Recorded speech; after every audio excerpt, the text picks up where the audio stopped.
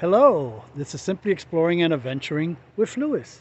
And as you can see behind me, we're coming to you from the No.9 coal mine here in Lansford, PA.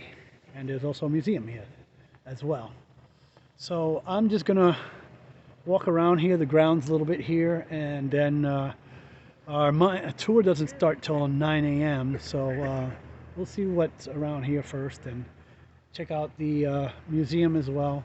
There's a few other YouTubers gonna be showing up soon. There's a few already here and other fans as well. So we'll see them as well. And I'll be posting their YouTube channels on my description. So you can also check out their content as well. So as you can see, there's only a few of us. The gentleman with the coveralls over there talking to the two. That's the coal cracker, Chris. Exploring with the coal cracker. He's a YouTuber.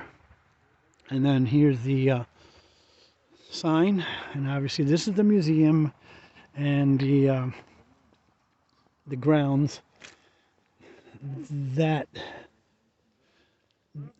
thing that's behind the fence, I believe. It's some kind of a big fan that was in one of the fan houses. They disassembled it and they're going to reassemble here again in the future. So this is the actual museum grounds and the visitor parking area. As you can see, here's the restrooms. And right here there's a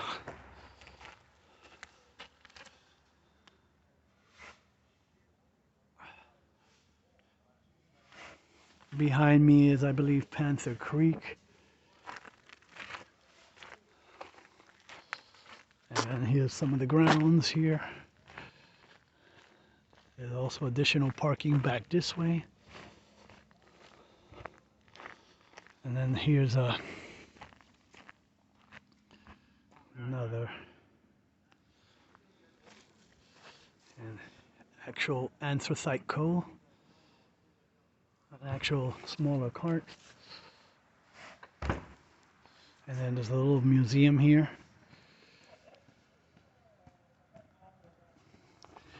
A museum for monument for all those who have lost their lives in the mining industry. Oh, worked in the mine. No, actually it says, so it looks like it's actually and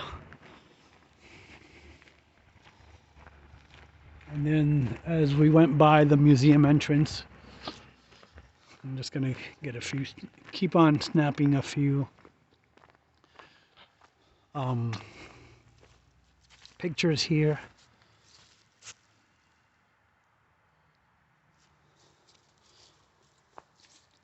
I think we're going down in something like this into the mine, so maybe a little lower. Okay, gives you an idea. Oh, there they are, right over there. We're going down in those.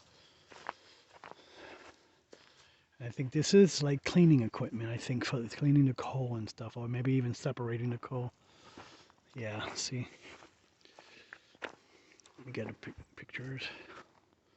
Sorry. Talking to myself as well as you guys. I've never been up here. I've seen the videos from the other folks. I learned of this through Jay of JP Videos. And then this is where we would, the platform where we would board. They'll bring that cart, I think, around onto the, they'll bring, unless it's already down here, but it might be that one right there. They'll bring it up the train line and then bring it right down through here, and then we'll be entering the actual mine over there.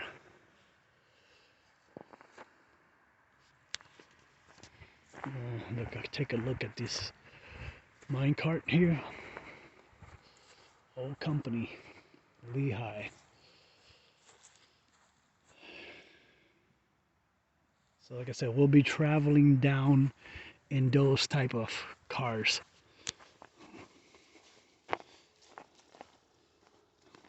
And then at some point we'll do the museum as well.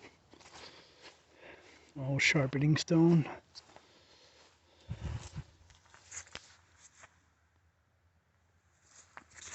And right there, the coal veins. And then gives you an idea of how it works. Oh wow, DCNR is associated with this. I didn't know that.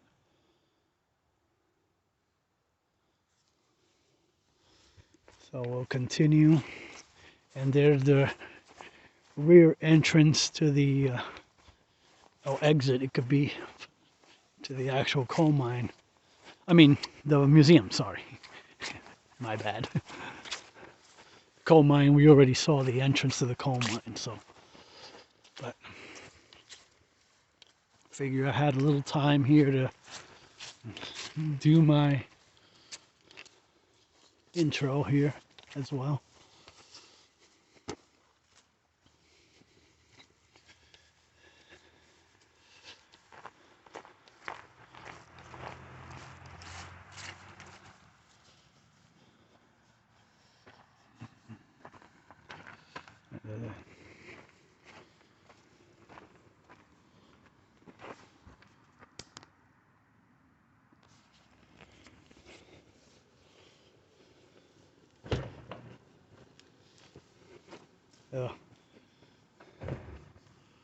Oh no, they're not open yet. They'll eventually be open once the tour begins, I believe. So we're just walking back toward the parking area. So every mine has to have a second outlet. If you go even farther, it has to have a third or fourth outlet. So up on top of the mountain up here, there's a shaft that goes up. There's the elevator shaft, and then there's an escapeway that goes up at an angle with a ladder up it. And that's kind of fun to climb up. So whoever wants to do that can do that. Another one of our guys who's not here yet, typical, he's going to lead you guys up the escapeway, and then Dan or Josh is going to follow up last just to make sure everybody gets up and gets out okay. And then Banks is going to come back down and close the escapeway, and then you guys are going to walk back down through town back to the mine site. Okay. So it's not super far, it's up the hill. I think it's about a quarter mile or so. Easy peasy. And then after that, whoever wants to, we'll probably start running the locomotive. Whoever wants to not go out the escapeway, we'll start with them running the train. Get to run it in and out of the mine once or twice or 3 times, however many you want, or until the batteries die. It looked like it was having a little hard time climbing the grade here, but it was a little frosty. Yeah, a little frosty. Need some sand. So their tours are starting at 11 o'clock. They're doing normal tours here today. So the way the mine is set up, it works out pretty good. We did this last time. We can kind of go around in a circle, so they don't interfere with us and we don't interfere with them. The only issue is the lights are going to come on at 11 o'clock for the normal tours, and that's fine. We'll just do the tour stuff at that point. Talk about, the actual mine tour. We're going to go to a part of the mine that's not on the normal tour. It's not huge. It's just another side tunnel. That's where we're going to kind of hang out for most of it. Still, it's part of the inspected mine tour. It's not like an abandoned part of the mine. But it's neat. Not everybody gets to see that. There's no lights in there. That's the other thing I was going to say is when we climb out the escapeway, you don't have to worry about holding your flashlight. There's lights that go up that as well, so it's not too treacherous. Anybody have any questions before we go inside? Yes, no? Why aren't we in there? It's cold out here? Yeah. Warmer in there. It is warmer in there. The mine's about 50 degrees, so it'll feel like heat today. It's air conditioning in the summertime. So, yeah, you guys want to take a walk? Want to walk? Yeah? All right, let's go for a walk, guys. If you didn't get a map yet, you can stop by me. Also, afterwards, we'll have some t-shirts if you're interested. So. If you didn't get a sticker, I have stickers as well. Yeah, whoever didn't get a reflective helmet sticker. Yeah, you want to put that? Yeah, I'll go.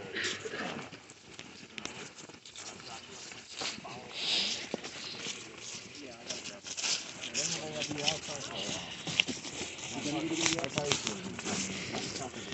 There's Jay from JP Videos, and then there's Chris from Exploring with the Cold Cracker. We're gonna do some mining today. Yep, Got the lantern and everything. he's got the mining gear on and everything. Giving it a test. I have one of those, but I know, and RJ is back there, straggling behind, and then there's Dan.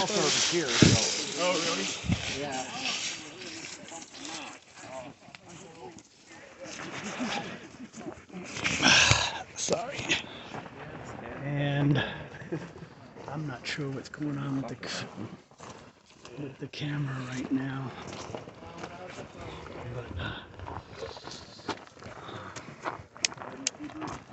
Oh shoot.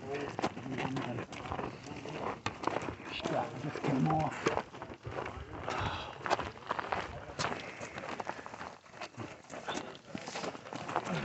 Come on.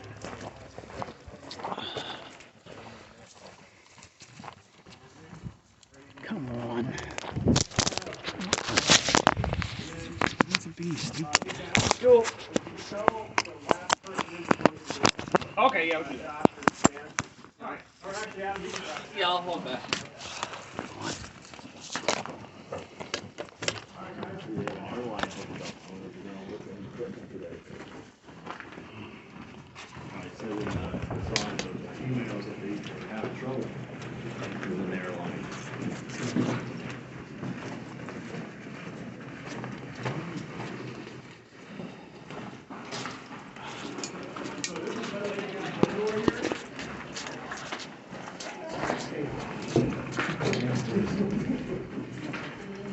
These are original powered ventilation doors.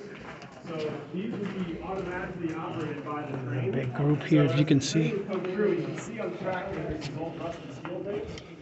The flange of the wheel would run over a plate that's there, push the plate down, and that would work some rigging that would open and close these doors. The doors are important. You can feel the ventilation right now from the mine fan. And so the air is getting, we're always having fresh air getting sucked in, and then it goes out up the mountain. They would close the doors so that the tunnel wouldn't ice up, and they would use a separate airway inside the mine for the intake, most likely the shaft. The air gets sucked down the elevator shaft and out and on the return. So the doors were automatically operated. Back in the day, in the late 1800s, early 1900s, they actually had small children. We don't have any kids on the tour today. Last time it was great, we had a 10-year-old boy who would have been perfect. Right after you were a breaker boy starting out, you'd move into the mines and be a door operator. So they had these kids that would sit in a little hole like this one here, and they'd listen for the trip to come. When they heard the trip come through, the boys would go out and open the doors. And you can imagine the attention span of some 10-year-olds. They fell asleep a lot or were playing, and the train would come through, and they'd expect that door to be open, and it wouldn't be. And the train would smash out through the door, and a lot of young children lost their lives because of that. The doors would fly apart and hit them, and it was terrible. But then they went to these newer style ventilation doors. But as you can see, these haven't been used since the colliery days. And when the mine closed in the 70s, they put a concrete seal on the opening, and the whole mine filled up with water. And out here, it was all the way up to the top of the mine. So this was all underwater. And then in 92, 93, when they reopened it to take a tour out of it, they blew that seal on the thing, and there's a picture of it in the museum up there. All that orange water came out and flooded Dock Street and the whole area out there was under a big orange lake. And then they spent from 92 or 93, when I said they opened it, until 2003 or 2, somewhere right around there, 10 years or so, cleaning all the mud out of here. All the mud sunk to the bottom of from the water. And it was up over the top of the rail, and the rail was all bad. They actually put the rail in new back then. You can see that's starting to get worn. But Zach actually replaced a bunch of rail back on the shaft this last couple over the winter time. In the winter time, we're going to do the maintenance in the mine. So we do the tours over the summer and maintenance in the winter time. And me and 2008, 2012, me and 3 of our guys, including Zach, who now runs the place, did the maintenance down here. And then Zach stuck around, became the president of the organization, and took the place over. So he does a great job. I'm very energetic about everything and put a lot of effort into redoing the coal mine. So, let's take a walk. If I can just scoot ahead with you guys.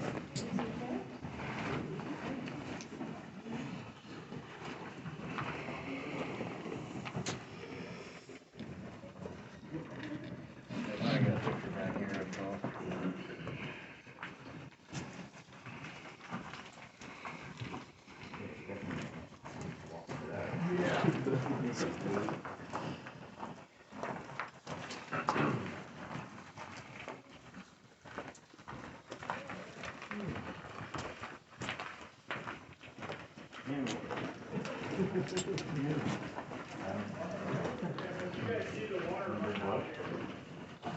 As you can see, we're in the mine itself.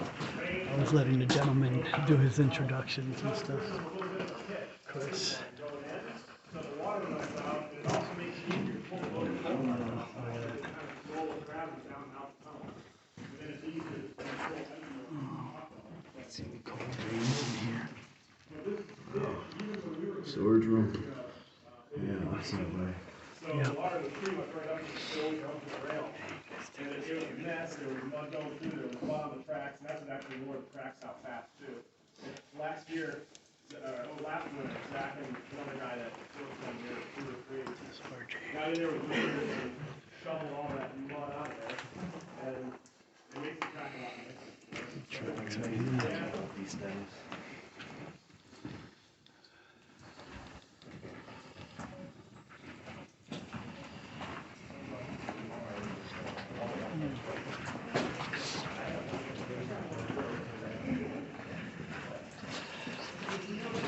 We decided to do the walk-in. Eventually we're going to come and do the drive it in. Drive the train in here.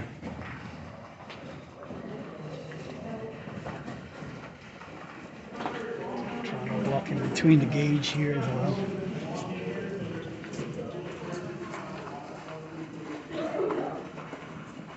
That's Chris the coal cracker. Exploring with the coal cracker in front of me. Wow, cool.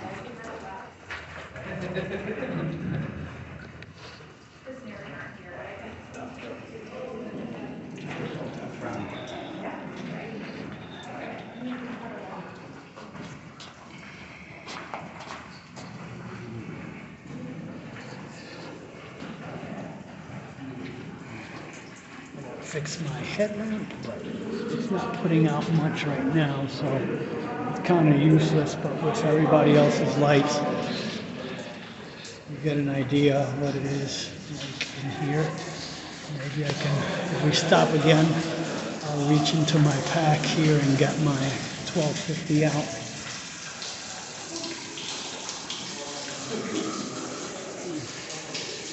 Other people have better headlamps, and it's very wet in here as well right now.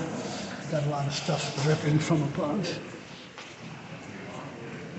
But as he mentioned, this is still the oldest active mine.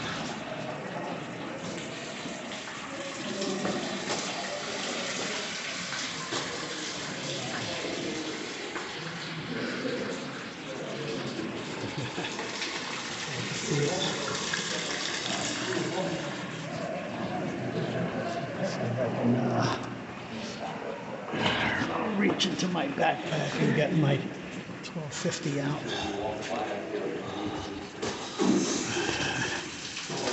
Sorry for the bounciness here, as I am trying to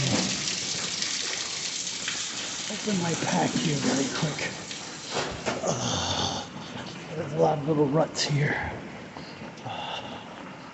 And where are you? Right here.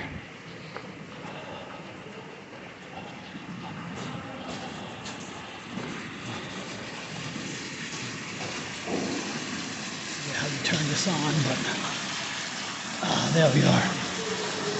There's my 1250 now, so I'll find a spot and zip it up.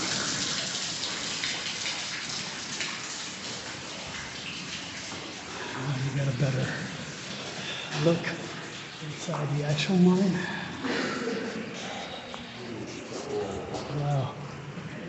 the veins like above.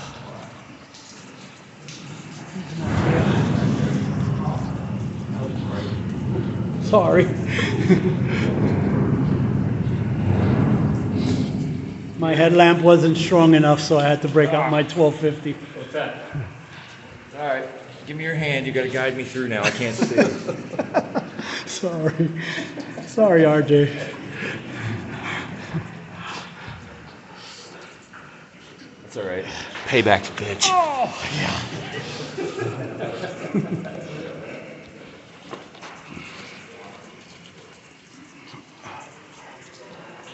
Come on. Shut.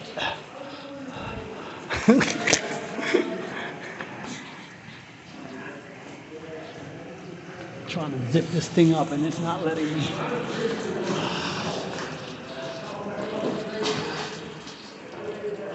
Later on, they drove this tunnel that goes off on the right side here. The one going straight is called the 100 tunnel. The one on the right is called the 101 tunnel. The one on the right goes the elevator shaft. The one straight keeps going right back into the mountain. So we're going to spend a lot of time back in there. But we got a couple things and some demonstrations to show you guys. So we're going to do that right here. So if everybody wants to go up around the line motor and standing over here, this is where we're sitting over. Sorry for the Hey Scott, are you here? Scott? Scott. Seth. Bubbles.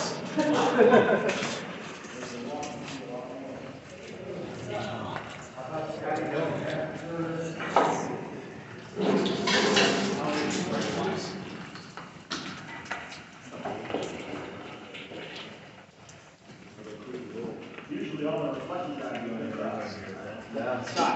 Scott. Where's Scott? Yeah.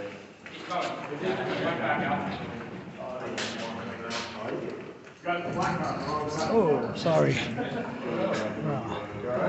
You all right? You didn't see the ditch there. Yeah. Wait. You can only say so many times. Wow. Look at that. Second opening. Oh, sorry.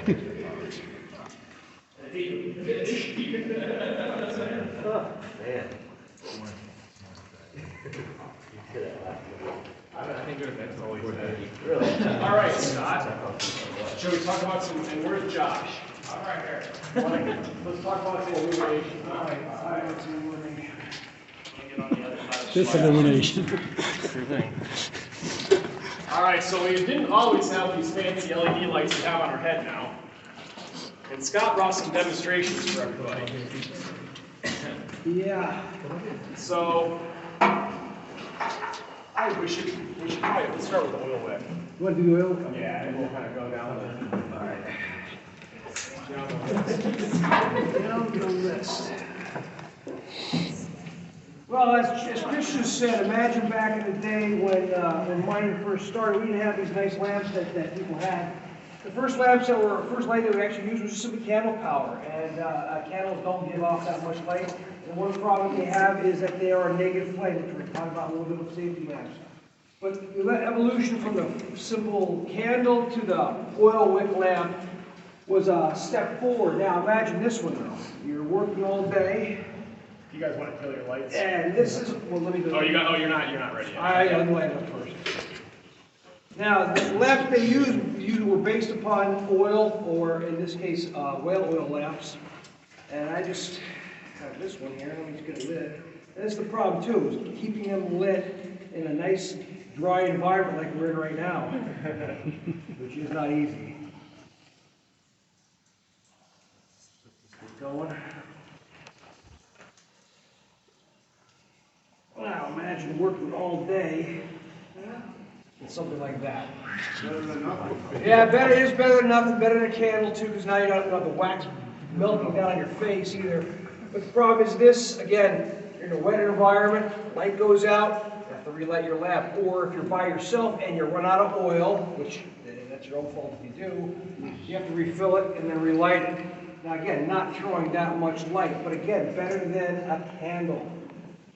Scott, when would we use this light? What time period? Time frame we're talking about like the 1840s up until the 1890s, about that time frame. Again, there was a little bit of an evolution of the light, and then eventually, 1890s, the invention of the carbide lamp, which I have an example of here too. If you just give me a minute to get it set up.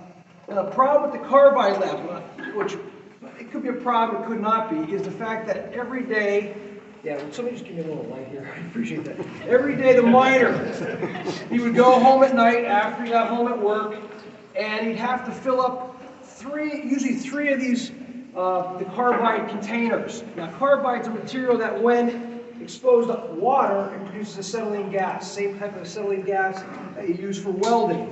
But the problem is you have to fill three of these every night they came home from work with this powdery material called carbide, calcium carbide. You can see right now it's giving off some gas. That gas is acetylene gas. And once that was filled, they had to keep this closed, try to keep it dry. And then on the top part of the carbide lamp would be a water reservoir. Scott brings water in case there's none in the mine. In case there's none in the way. I'm a teacher by trade, so I'm always trying to be prepared here. So you have to fill this water container with water, and what would happen is this water, the little valve at the top here, you turn that and you open that, and that would simply allow water to drop, drip by drip, drop by drop, drip by drip, drop by drop. I don't know if you can see it, but it will. It'll start to drip. And when that water comes in contact with the calcium carbide, it starts to react. And it produces the gas. If I can get it going here. One's going. There it goes. Now we're dripping. Now you'd have to, this is kind of a science in itself. You'd have to figure out how much let it drip during the day to get the gas to be produced. Now the problem is this thing will only last about 3 hours. So every 3 hours you're underground, you're going to have to change the carbide container with new carbide. Now let me get it going. Now what they would do too is there would be a striker on here. Get it right. Can you cup your hand on it? Yeah, I know this is not a very good striker, but I'm going to cheat for a second. Yeah.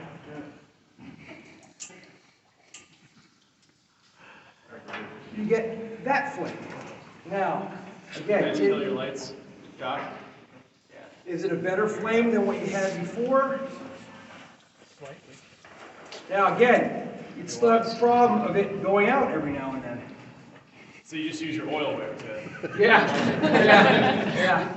So again, it shoots a little bit better light than what you see right there, a little cleaner light too. Again, the whale oil lamp's really kind of a dirty lamp. This one's a little bit cleaner.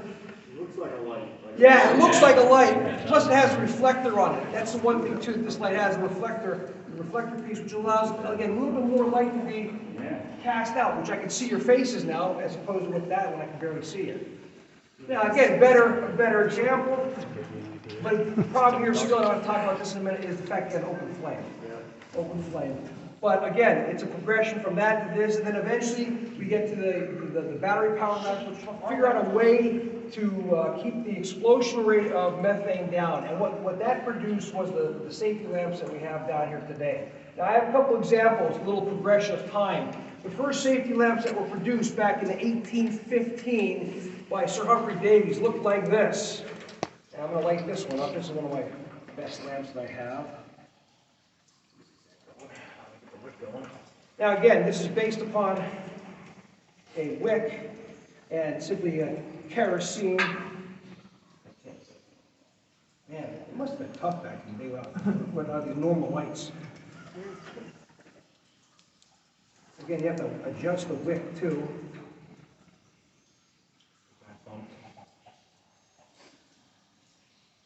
While getting dripped on. While getting dripped on, while trying to do your job, while doing everything else underground that you had to do.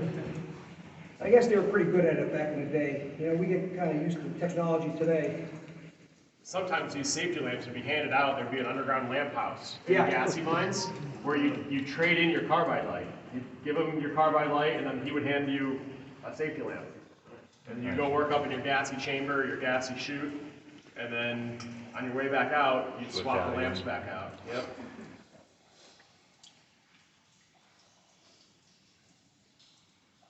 Now, the whole idea here is somehow, some way to keep the flame from igniting the methane gas. And Sir Humphrey Davy, who invented this back in 1850, figured out that if you cool the flame, if you keep the flame cool, gases will not come out of the lamp itself. People always say, wait, if you get an open flame there, why won't that ignite the gas? Because the chamber that the flame is in right now is housed in a metal gauze, and that metal gauze actually can cool the flame. If methane were to get in here, yeah, the methane would cause the flame to enlarge. That's how miners knew that there was methane gas. The flame would get larger. But the flame couldn't come out because the screen stops the flame from coming out. I'll give you a little example right here. I have a, Chris, you don't mind if I get into this, do you? Oh, absolutely. Again, Scott is a tour guide. It's a teacher. He's a teacher. Scott's also a tour guide here at this mine and at the Lackawanna Mine Tour. If you have a metal screener, it's made out of brass. But if you take that and with a lighter, the lighter will work. Again, it got all right, we'll do it the old-fashioned way. We'll use the lamp itself. You'll notice that the flame does not go through the metal. And that's because the metal itself is cooling the flame below the ignition point. So what happens in this case is that if there was methane gas, the flame would increase in size, but it would not come out of the metal gauze itself. So again, it allows you to determine there's gas, but again, it keeps it as safe as possible. The problem with these first lamps, now this lamp's from about the 1890s. The fact of the matter, the problem is that if you get a burst of air, the flame can also be passed out of the gauze, and then it could ignite the flame. What eventually that changed into was this, kind of an intermediate. Now, this is a Wolf lamp. Scott, if I can just add quick. So Go ahead. we moved up to the carbide light and how nice and clean the flame is and the light that it shines with the reflector. But now if you're in a gassy mine, you have to go back to using the safety light, which is just a candle flame again. So the light isn't as good again. Now, from the Davies lamp, again, we transition into this is an early style Wolf lamp. Now, if you notice that the screen itself looks very similar to the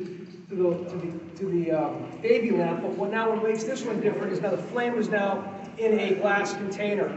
So the chance of air passing through that and pushing the flame out of the gauze is much better.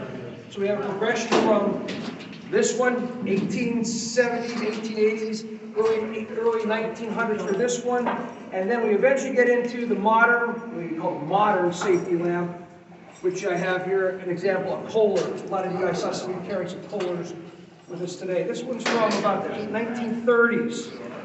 Now, what makes this one a lot better, again, as you go through the progression here from one to another,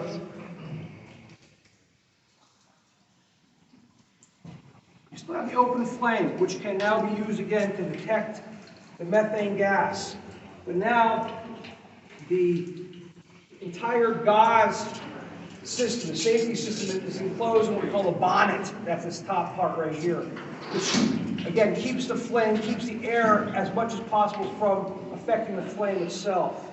And this is the last type that we have.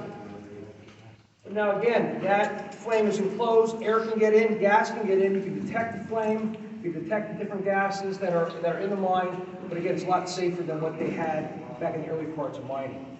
Now the one thing besides the methane gas, and again, miners were, after being underground for so many years, their eyes got accustomed to seeing how high that flame would get. If the flame rose, it got higher or larger in color, indicates the presence of methane gas. They can also use it to detect for oxygen deficiency, which is the other reason why they had it underground, is if there's low percentage of oxygen, the flame's going to get smaller in size. So you use, it's based for two safety methods, both methane and oxygen deficiency. Anything else, Chris, with that? No, I think you covered it. That's good. Anybody have any questions on that? Which one? That's a Kohler Senior, right? That's a Kohler Senior. I also have the Kohler Junior. Well, actually, I have a Wolf Junior. A little bit smaller in size. Again, you know, carrying these around all day does get heavy, so they did make them a little bit smaller in size. This is a. You guys want to pass this around? This is. You guys can use it as a hand warmer for a little bit, maybe, so you can see how heavy that is. You know, carrying that around and working with that.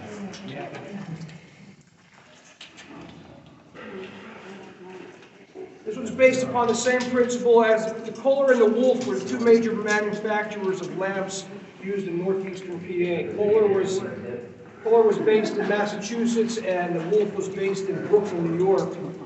But these were lifesavers on the ground.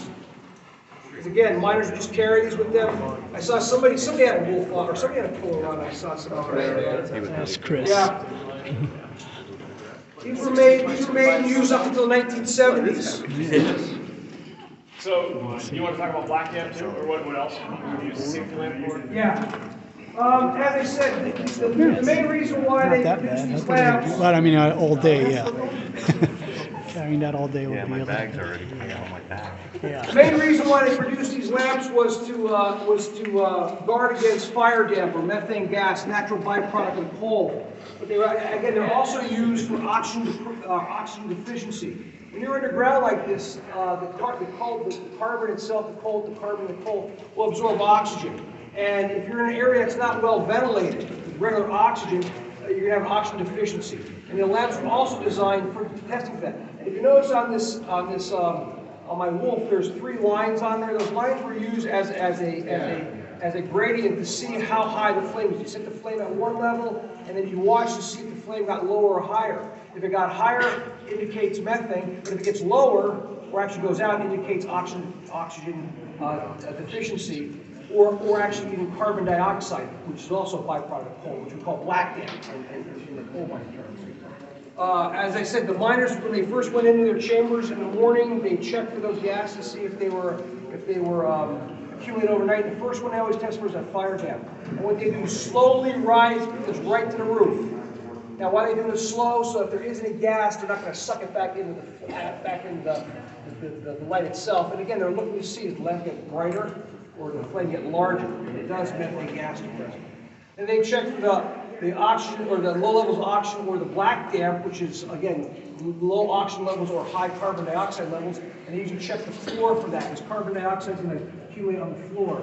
And what they're going to look for, again, is the flame get larger, get smaller in size, because, again, less oxygen for the flame to work.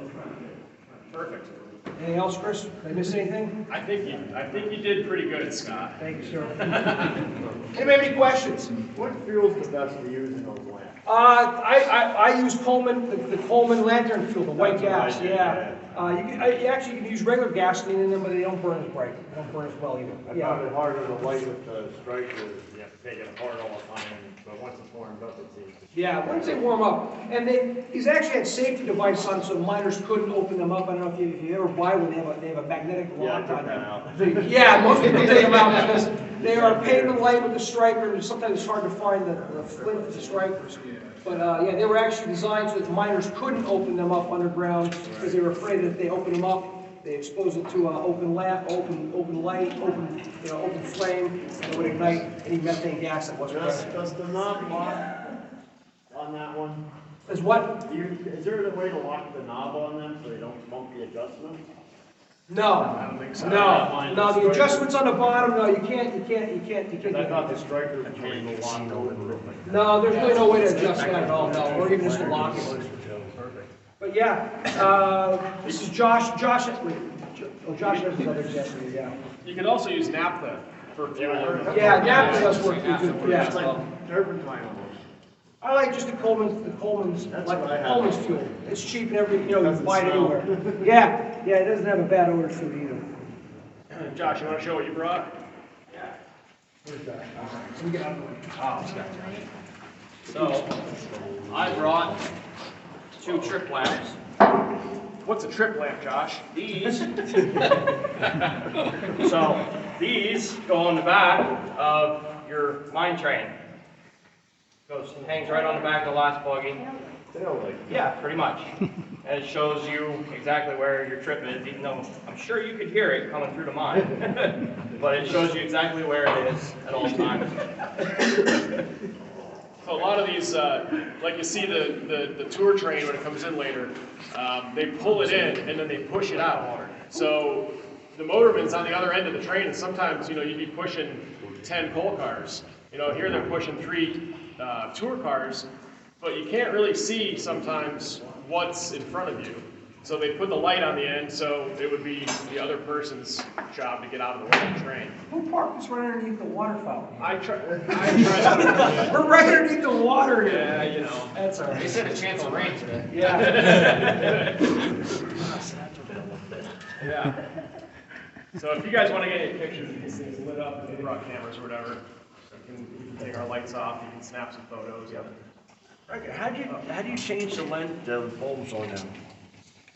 Inside, I have one, that's the one I have minus the handle, but I cannot seem to get the globe out. so these are permissible. These also have a magnet just like the collars. Then inside, they would take an Edison battery. This one's converted.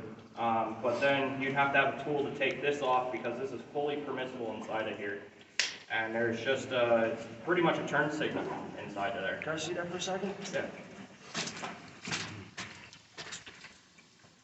You just take a screwdriver to that. Well, you have to Picture like your walking stick. get them into all 3 of them and then untwist this whole assembly untwist because your bulb sits right here. It almost looks like it's all together. I But don't the know. same exact, okay, just break that loose and just do that. Yep. Well, those 2 screws are for your magnet. Okay. Your magnet sits right here. Noted, thank you. Yep. So Scott, what do you got there with your walking stick? Yeah, people think this is a walking stick, this is actually an inspection stick, and what it's designed for, every day, every morning, mine foreman would have to come in and check the mine to see if everything's clear for the mine to come in. And what he carries is an inspection stick, something similar to this. And it's, first of all, this is made out of oak, and it's got 2 brass ends onto it. One that's got a point on it, and one that's got like a ball tip on it. What he'd simply do is he'd check the roof. Hey Scott, why are they brass? Why are they brass? So that they would not produce a spark. If you had it made out of steel, you hit a piece of, you hit something on the roof, it might produce a spark, which would ignite that methane gas. So what these were made out of, they were either made out of brass or copper. And again, he'd go along and he'd check the roof. Nice ding means that the roof is solid. And then if you found a piece that might need to be brought down the other end, again made out of brass, he'd pry it down with the other end. But you see the older guys, the older mine forms walking around, not because they need it, but because they use it for inspection purposes. We just use drill skills now because that's what you got. Yeah, drill steel. Yeah. No, I like it because it looks like a cane too. Yeah, no. It does look nice when you carry it on the ground.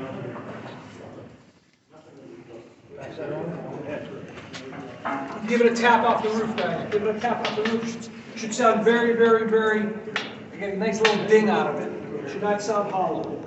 Okay, I think we're safe in this area. Yeah, you guys can check it out. You should not. I didn't check above your head.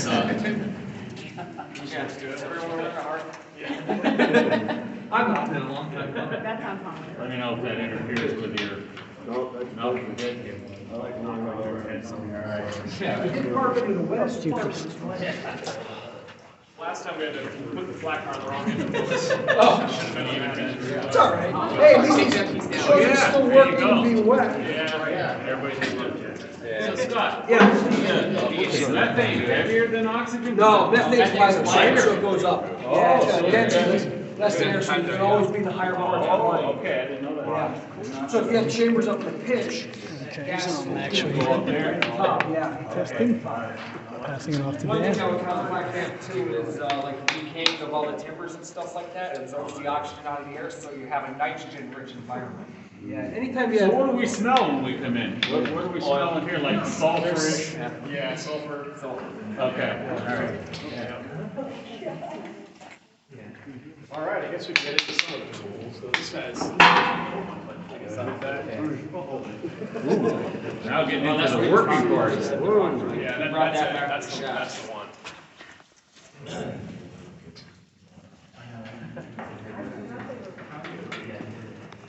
Light there?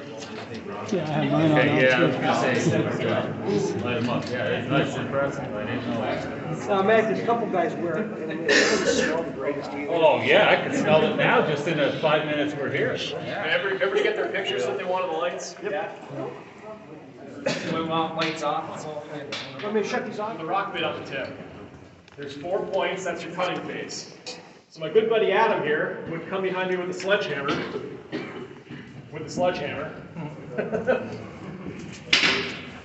And when we want to drill a rock tunnel, we got to do it solid.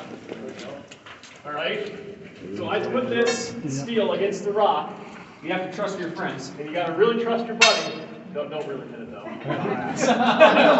He doesn't trust me. All right, so I would hold this into the rock, nice and hard, and Adam would hit that, and I'd quarter turn it. And then Adam would hit that, and I'd quarter turn it. And then Adam would hit that, and I'd quarter turn it. And we do this for a couple hours, and you'd have a hole. This is hard rock here, and they drove a big tunnel. This is probably 15 by 8. And you'd put in probably 60 holes. So you wouldn't get one hole shot. You'd have a couple guys working side by side, swinging hammers, running the bits, and you'd run about 4 feet for a hole back then. You'd be firing that with black powder. So then they graduated to electric drills and compressed air drills.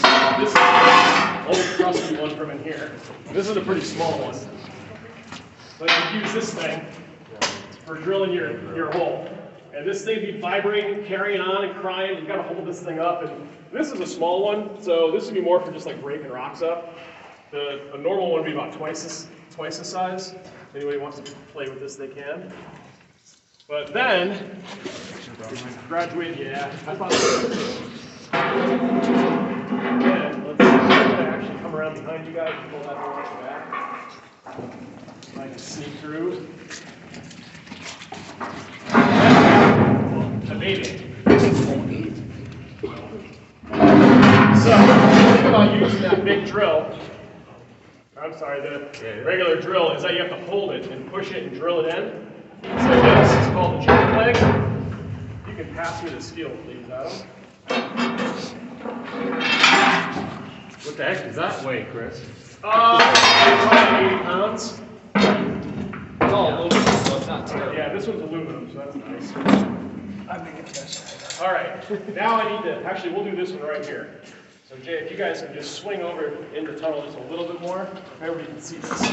So this one, actually you can swing it around, kind of carry it around like this, it balances itself. Now the leg, set it up right here. The leg will support the drill. And you put it about at that angle there. Now, the beauty thing about this is that this is a big piston, okay? You can pretty much run this drill single-handed. So there's two controls on this, and there's 2 lines. This is the air coming in, and this is water. So you have a pump in the dish that would pump water because rock dust is really bad for you. Rock dust is worse for you than coal dust. So they wanted to keep the dust down. That was the other thing about using the that drill. There's no water filter, no dust control. The steel is hollow. So when you turn your water pump on, you start well, first you start the hole dry because you just got water spraying all over the place, you wouldn't be able to do it. So you start the drill. This is the throttle for the drill here. And you can kind of start it slow. And then this will hammer and spin the bit at the same time.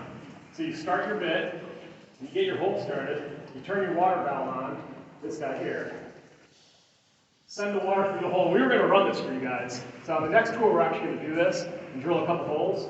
But they got a problem with their airline and couldn't see. That's the original copper airline right there, that steel thing. And there's a pickup for it. So they're still using the airline from back in the day. I think the plastic one might be new. You know, Scott, if they're still? I don't know. I know Zach was going to try to get it fixed for today, but... Yeah, the collar line is cut up the tunnel a little ways, and he has to get the connection for it. That's what it is, okay. So we're going to do another tour here, probably over the winter time. The tour's shut down next weekend, but we can do one during the winter when the normal tours aren't going, so we can make some noise. But so how this works is you run the handle, get your hole started, get your water going in, and now it's going to make a big mess up there. So this handle on the back is like a motorcycle throttle. That controls the leg. So as you're drilling, you start giving a little bit of throttle, and this piston will start lifting the drill. And because of the angle, it'll start pushing it in the hole. So you don't want to make your hole go like a banana. So you got to kind of control the piston so that your drill stays straight. But it'll hold it up for you, and you kind of keep it, you basically open it wide open and let it go. And start running it in. And then you get about this far in, and the water stops dribbling out the hole. It starts really coming out the hole. The nice thing about the water is that it keeps the dust down, but the bad thing about the water is it's got to go somewhere. So if it's going in the hole, it's got to come right back out the hole. And when you're standing here running this thing, you get really wet. So, at the coal mine that I worked at with banks, did banks show up yet? Okay. That hole is deep. Yeah. Can only say don't step in the ditch. So a mine that me and Banks worked at, actually still do, we were down there yesterday. They're just about done mining, but we're going to get to that in a little while. Most of the time I spent there was drilling rock holes. And we drilled one rock tunnel to get to the vein, and then from a coal vein we drilled rock holes up at an angle. We call it a rock hole. It was like a rock slope inside the mine that went from one vein to the next. It was about 30 feet long, 7 feet wide, and about 6 feet tall. And we put a chute up in there to catch the coal and slide down into the mine cars. So most of the time we spend would be drilling a fire in 2 cuts. So you can put in a normal rock hole pattern, you put in 25 holes, and then you load it with powder. Usually, I don't know, about 30 sticks of powder in there, about a dozen. And then you wire that up and set it off, and it makes a big boom. How loud is that drill, Chris? This one? Yes. Well, that's why we have these earbuds on our head, because this thing's really loud. So it makes quite the ruckus. But this thing is great because it'll sit here by itself, and then you can, like I said, you can run it with one hand.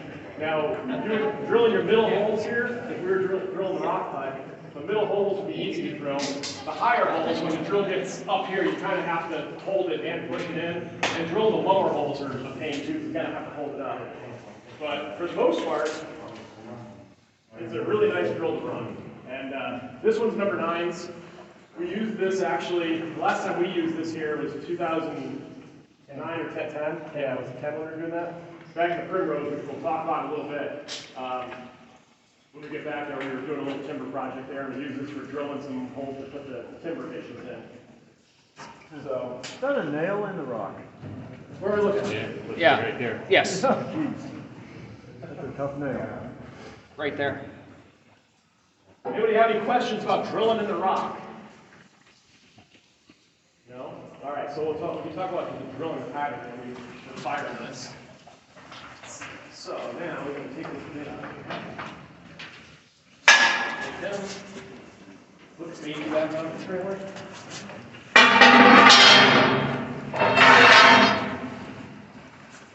Yep.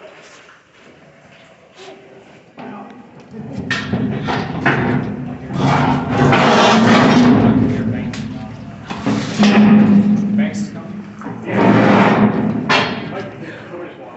That's what they say here. Oh, man. Yeah. Stuck in the... That's a carpenter that can do that. I tried to put nails in old wood.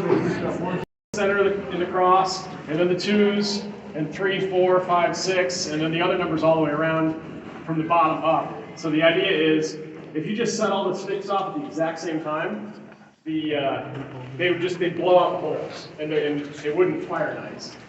When you set off the center first, it blows the center out, and then it gives the rest of the rock somewhere to go. So it blows out, and then in, and then you have a great big pile to shovel up. There he is. The mouth has showed up. Yes. Banks, come on up here. He's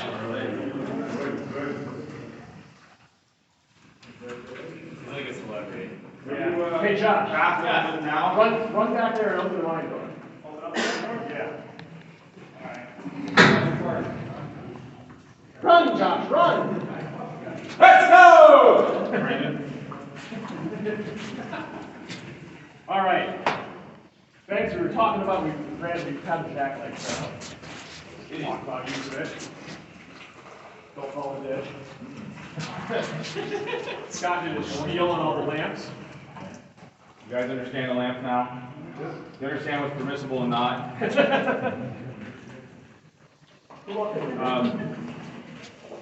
Anyway, yeah, I'm Banks. Sorry to show up late. I did oversleep. I know you're all wondering. I absolutely did. Then what happened, Banks? Then I got a flat tire in my own driveway. My wife needed the truck, so I couldn't take that, so I had to go get my sister's car. But here I am. So what happens now? Done talking about lamps. We're going to lamps. Josh has opened the door for what? Oh, I don't know. Oh. Okay. So now we're going to embarrass Banks a little bit. This gives you an idea of What do we do? mine is still not strong enough. Jeez, she lit it up for me just now, just to give you an idea how deep this thing is going to go. I started in 2008 at Harmony, UAE Local Harmony Month. So, I don't know, 13 years. Okay. Yeah, so anyway, back in the day, before all, well, not before all this, but we used to run around the old mines, as you guys know. Everybody knows that, we have a reputation for it. And I was in high school, and we were, 5 nights a week underground somewhere in the Scranton-Wilkes-Barre area. And eventually this obsession with coal mining turned into leaving school to work underground full time. So I went to work in Mount Carmel, Pennsylvania. I don't know, most of you guys are probably local, fairly local anyway. I went underground in Mount Carmel, Pennsylvania at UAE Coal Harmony Mine. And then from there ended up at Alfred Brown Coal Company for quite a while.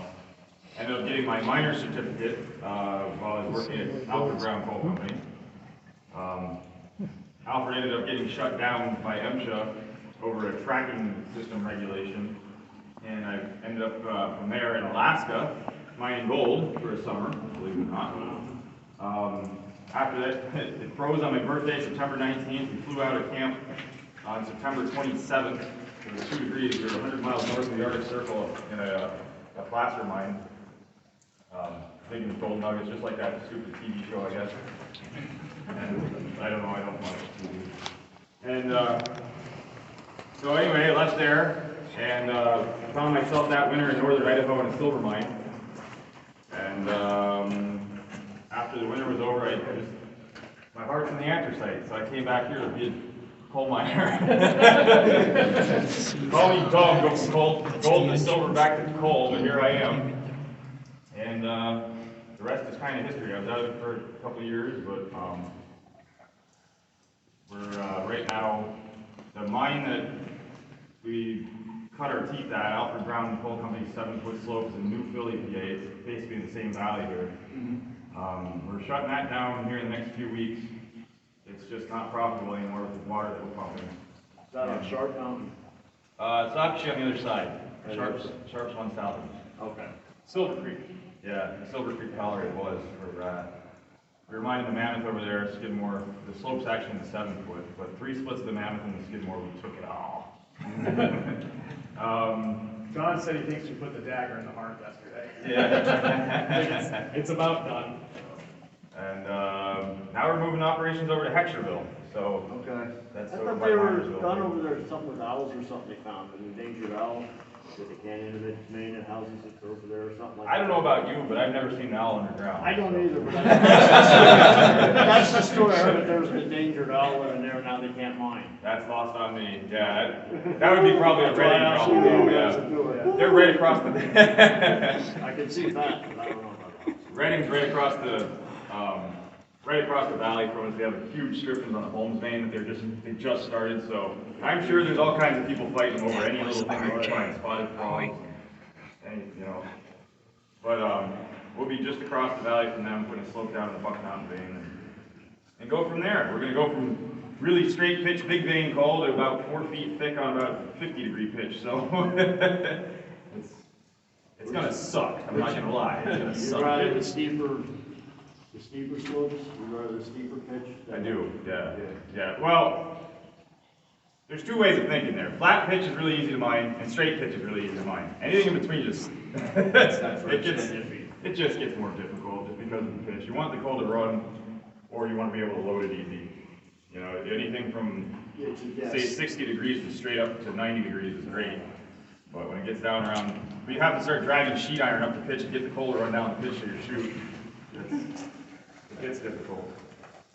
But, yeah. It's kind of neat being at the end of the slope at Brownies and then starting a brand, you know, he's not opening an old mine, he's starting a brand new mine. Scratch away the surface to expose the vein and sink the slope down into it. So start from scratch, brand new coal mine. And I guess what Chris was really getting at, what he wants me to say, he's going to drag it out of me anyway. I've been working with him for a long time now. We've been knowing each other for 13 years. And between the old mine and the new mine,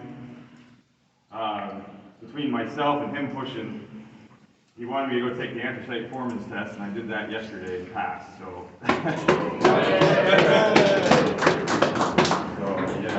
So the latest anthracite mine foreman right here. Congratulations. Yeah. And it's crazy too, because for as big as this industry used to be, with tens of thousands of miners underground every day, myself and one other guy passed yesterday, and we're the first two foremen in 3 years to go through that test. So it's just a disgusting state of the industry, but I don't want to get into that, or I might shed a tear. So for the last couple of months, banks have been going nuts studying, trying to do calculations and all this stuff, and a couple things they had to do is, you can feel the airflow picked up in here since Josh opened the door. Yeah. So you have to calculate the airflow in the mine, the ventilation. So you use this thing called an anemometer, and Banks doesn't have one, so he borrowed my little blue one. And you bring it over, using it at the airport in the office, have the fan going and sticking in front of it and doing his calculations for how long. And if you're an anthracite mine foreman, you need your own anemometer. Oh, come on! Oh, man. So, look at this. Wow.